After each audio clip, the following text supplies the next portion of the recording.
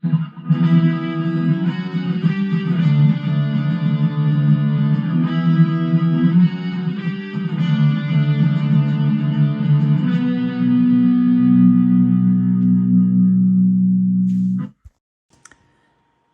à tous, vous connaissez la RG352X, vous connaissez son OS stock, si je puis dire, qui est donc livré directement dans la console quand vous la recevez. Là, je vais vous montrer comment installer le Coriki OS, qui est donc un Batocera Lite, qui est hyper sympa, très lumineux, qui permet d'avoir une belle présentation des jeux que vous mettez dans votre console. Et c'est vrai que c'est plutôt pas mal. Donc je vais vous montrer ça. C'est vrai que Lambernic, les RG352X, c'est pas mal. À moins de 45 €. C'est la première version qui est sortie il y a donc un an, qui est légèrement inspirée de ça, forcément. Moi j'adore son écran, les boutons sont pas mal, la croix multidirectionnelle aussi répond plutôt pas mal, la batterie tient bien aussi hein, pour faire de bonnes sessions de jeu.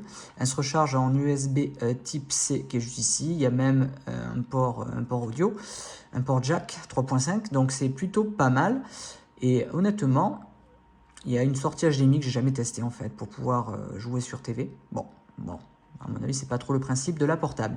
Mais en tout cas, voilà, je vous montre comment on va installer cette OS là. C'est très simple, on se retrouve sur le PC. Alors, on se retrouve sur le PC. Je vais vous mettre en bas de la vidéo les liens pour pouvoir télécharger donc cette version de Coriki. Je reviens juste sur, il y a la possibilité, moi ce que j'ai fait sur mon installation, c'est que j'ai installé l'OS sur cette micro SD là, donc qui est d'une 32 Go. Et j'ai installé les ROM sur cette deuxième micro SD que j'ai pris donc de 64 Go qui me permet de stocker un peu plus de jeux tout simplement. Soit vous pouvez tout mettre sur la première micro SD, c'est-à-dire l'OS plus les jeux ici, ou alors je vais vous montrer comment effectivement installer l'OS ici et les jeux sur cette deuxième micro SD. Allez, on se retrouve sur le PC. Donc moi, la version que j'ai installée, c'est la Coriki 1.0, donc la version de base. Et là, je vais essayer d'installer donc cette release qui est donc la 1.0.3. Donc vous allez sur le site, je vous mets les liens directement en bas de la vidéo, donc sur le github.com. Il suffit de descendre et d'aller cliquer sur Asset et de télécharger tout simplement le .img GZ. Vous allez avoir besoin pour pouvoir graver sur votre micro SD d'un logiciel. Moi j'utilise Balena Etcher qui est très bien et je vous mets également le lien pour que vous puissiez télécharger soit version Windows, soit version Linux, soit Mac. Allez, on se retrouve sur le PC.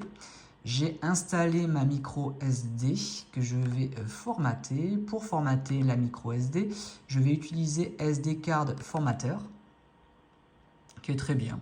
Ça permet de pouvoir formater tranquillement. Donc là, on est sur une capacité de 32 Go. Je formate. Donc j'ai essayé du FAT32, j'ai essayé du exFAT. Les deux fonctionnent. Là, je la formate en FAT32, il n'y a pas de souci. Donc, ma carte micro SD est insérée dans l'ordinateur. Ma carte est formatée, elle est donc vierge. Donc, c'est parti, je vais ouvrir Balena Etcher. Donc, j'ai téléchargé mon image de Batocera, donc de Coriki, donc, qui est donc a priori une release plus ou moins de Batocera Lite, qui fonctionne sur la RG352X. Donc, je vais chercher mon fichier que j'ai mis dans téléchargement qui est là. Donc là, je vais essayer la 1.3, la 1.0.3. Donc ouvrir. Donc ça, ok. Il a trouvé ma carte SD de 32 Go, c'est parfait. Et il me demande de flasher. Ok, c'est parti.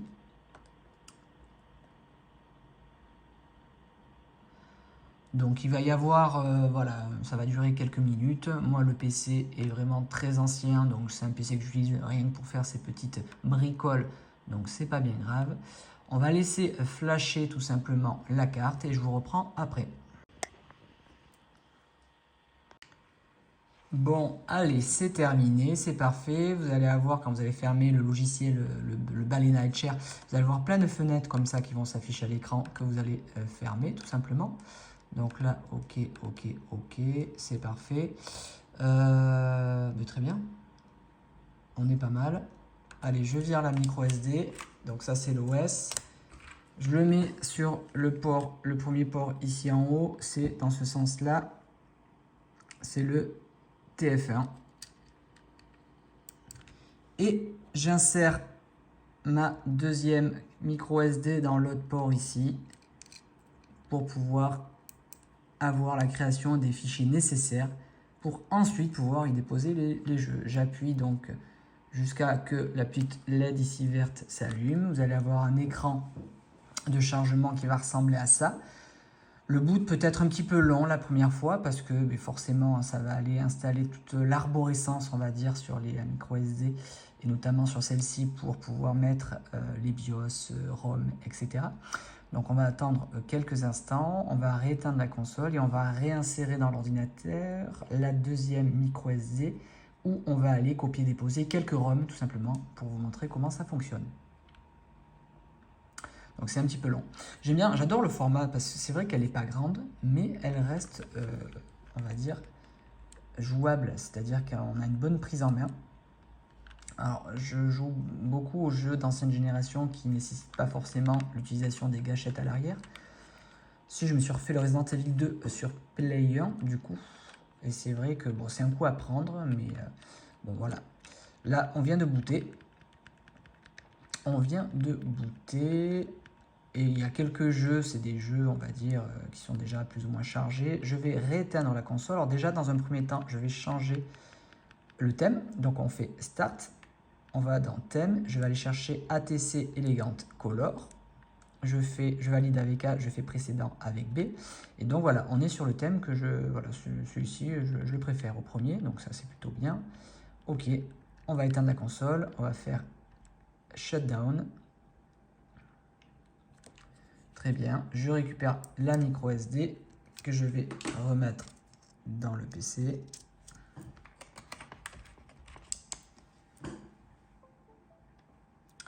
Et on voit donc effectivement que toute l'arborescence a été créée. Donc moi je m'étais copié les BIOS que j'avais copié de la carte de base.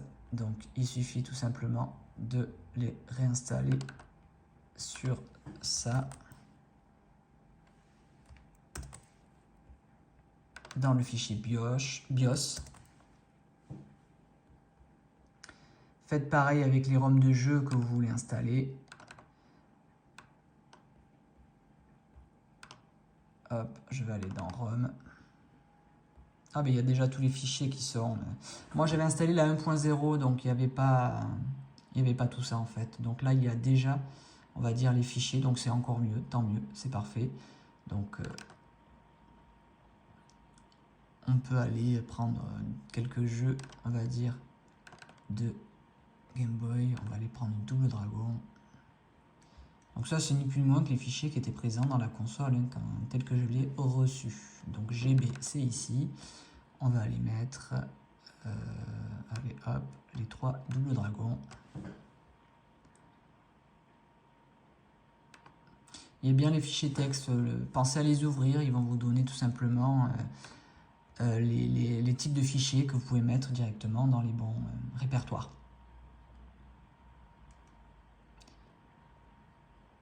Alors on a quoi? On a de l'Atomic Way, je suis en train de découvrir en même temps. On a du MAME, on a du FBNeo, ok. Du GBA, GBC, normal, Game Gear, MAME, Master System, on a dit N64. Naomi, bon je pense pas que la console puisse lancer de l'Atomic Wave ou de la Naomi à mon avis. Il y a de la N64, ça pourrait être rigolo d'essayer. Ok, alors est-ce que ça copie? Alors le fichier BIOS est lourd. Bon, vous avez compris, vous copiez les ROM dans les bons dossiers et on se retrouve après pour faire 2-3 essais. Allez, on se retrouve sur la console, on va lancer un jeu. On va lancer un quoi? On va lancer un jeu Neo Geo, on va lancer un... Allez, Metal Slug 2.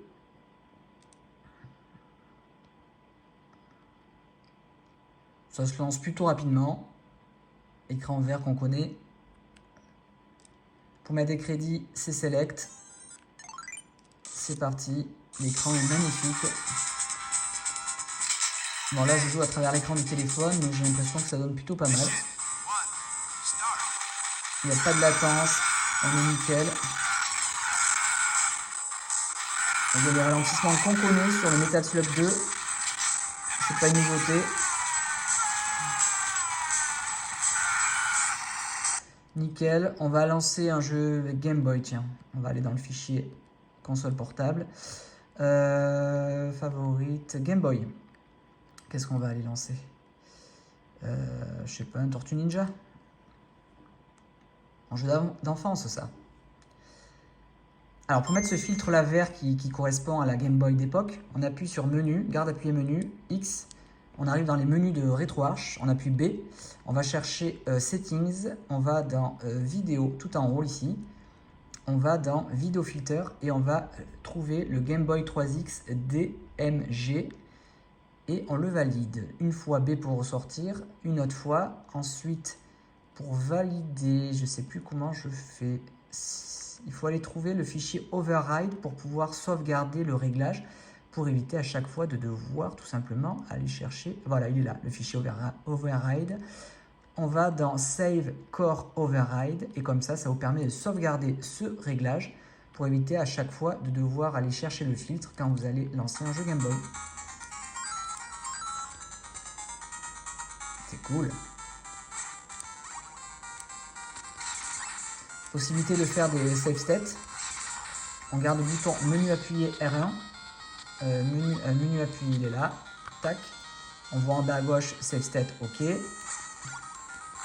si on veut récupérer la sauvegarde, menu L1. Et hop, on récupère la sauvegarde. Et pour en sortir, select start en même temps. Allez, on va aller lancer un jeu console. On va aller lancer. Allez, Super Nintendo. On va aller lancer du Super Budokai 2. Butoden 2, pardon, qui est donc la légende Saiyan. Super NES.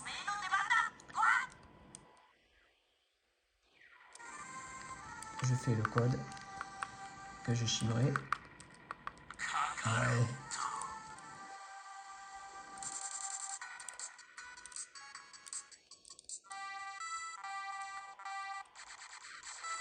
Pourquoi j'ai appuyé sur 1P versus 2P? Voilà, 1P versus computer.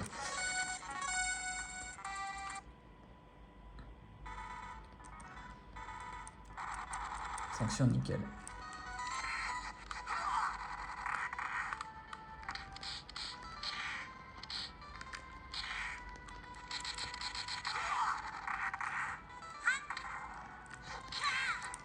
Etc.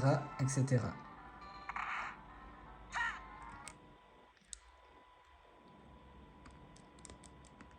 Ok, donc voilà, j'espère que ça vous aidera en tout cas pour l'installation de cet OS, parce que je n'avais pas trouvé beaucoup de tutos qui parlaient de Kuriki. Donc c'est une espèce de, comme je disais, de bateau Serra Light. En tout cas voilà, ravi de voir que ça peut servir en tout cas, et puis je vous dis à bientôt, ciao, bon jeu.